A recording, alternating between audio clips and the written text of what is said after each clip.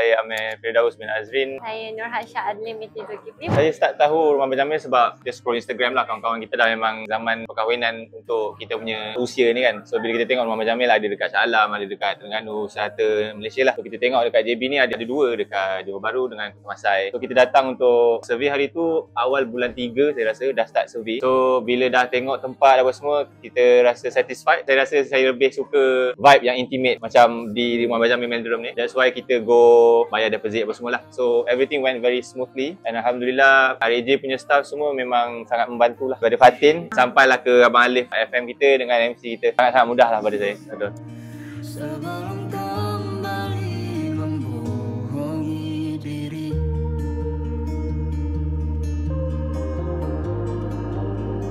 Saya sangat-sangat berpuas hati sebab saya rasa semuanya berjalan dengan sangat lancar lah. Alhamdulillah tak ada apa-apa hiccup. Memang kita rasa daripada kita datang dengan family kita semua teratur dan diberikan guide daripada awal kita nak masuk sampai kita duduk ke pelamin, sampai kita makan beradab, sampai ke kita potong kek, sampai kita ambil gambar apa semua. Kita rasa semua sangat-sangat teratur lah. So saya rasa sangat-sangat berpuas hati dan berterima kasih kepada staff Rumah Benjamin. For me, I call it as a classic retro lah. Jarang kita nak jumpa rumah-rumah lama dengan vibe macam ni.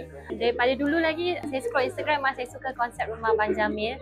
So saya sangat puas hati dengan konsep dekat sini lah. For me dia cantik, aesthetically pleasing the eyes lah.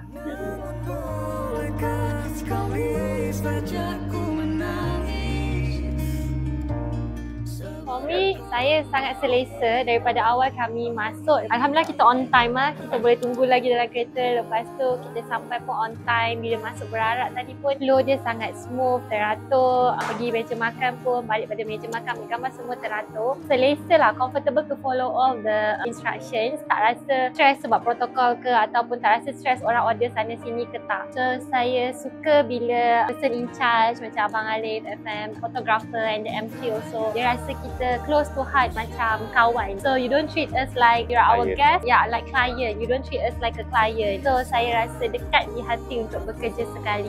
Begitu. Cool. 9/5 dia bagi contoh. Ingat kenduri, ingat rumah Abang Jamil.